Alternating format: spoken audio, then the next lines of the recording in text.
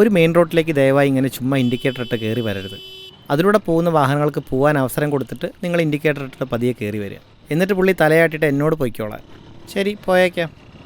അടുത്തത്, ഇത് നല്ലൊരു ടേണിംഗ് ആണ്. പക്ഷേ അപ്പുറത്തുനിന്നൊരു ബൈക്കുകാരൻ കണ്ടില്ലേ, പുള്ളിക്ക് ശ്രദ്ധയൊന്നുമില്ല, ഇൻഡിക്കേറ്റർ ഇടണ്ട, ചുമ്മാ അങ്ങ് റോട്ടിലോട്ട് കയറുക. How to be a defensive rider എന്ന KL റൈഡറിൻ്റെ സീരീസ് ഇൻസ്റ്റാഗ്രാമിലൊന്ന് കാണുന്നത് നമുക്ക് എല്ലാവർക്കും നന്നായിരിക്കും. എൻ്റെ വാഹനം കണ്ടിട്ടും എന്തിനായിരിക്കും ആ ബൈക്കുകാരൻ ഇങ്ങനെ ക്രോസ് ചെയ്തത്? ഞാനത് ആൻറ്റിസിപ്പേറ്റ് ചെയ്ത് ബ്രേക്ക് ചെയ്തുകൊണ്ട് ഓക്കെ, നമ്മൾ ശ്രദ്ധിച്ചോടിച്ചാൽ നമുക്ക് കൊള്ളാം. അടുത്ത ആൾ, ആ ടേണിങ്ങിൽ നിന്ന് പുള്ളി കണ്ടില്ലേ, ചുമ്മാ സിമ്പിളായിട്ട് റോട്ടിലോട്ട് കയറുകയാണ്. വേറെ വണ്ടി വരുന്നൊന്നും പുള്ളിക്ക് കണ്ണിൽ കാണുന്നേ ഇല്ല.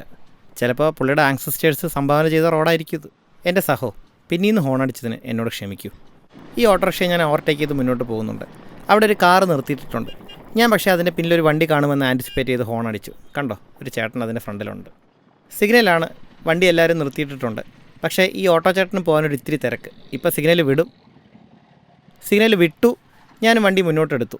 മുന്നിലൊരു വാഗണാർ കണ്ടോ, അവർക്കിപ്പോൾ സിഗ്നലല്ല, പുള്ളി ശരിക്കും അവിടെ നിർത്തിയിടേണ്ടതാണ്. പക്ഷേ പുള്ളി മുന്നോട്ടെടുത്ത് വരികയാണ്. ഇനി ചിലപ്പോൾ എന്നെ ഇടിച്ചിട്ടിട്ട് കയറി പോകാനാണോ പ്ലാന്?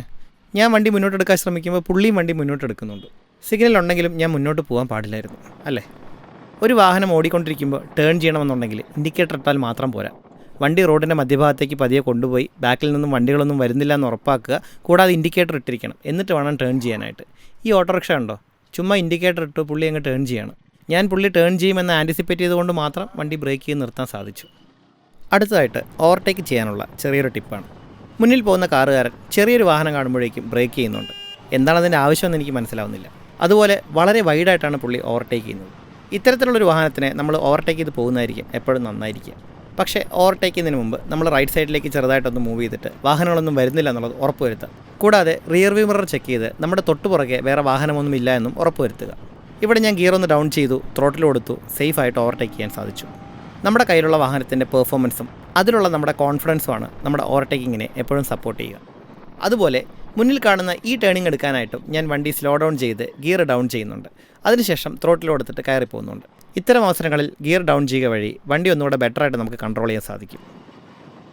ഇനി ആനവണ്ടിയെക്കുറിച്ച് പറയാത്തൊരു റീല് ഞാൻ ചെയ്യാറില്ല എന്നുള്ളതാണ് ഫ്രണ്ട്സൊക്കെ പറയുന്നത്. മുന്നിൽ പോകുന്ന ആനവണ്ടി ഓടിക്കുന്നത് ഒരു നല്ല ഡ്രൈവറാണ്.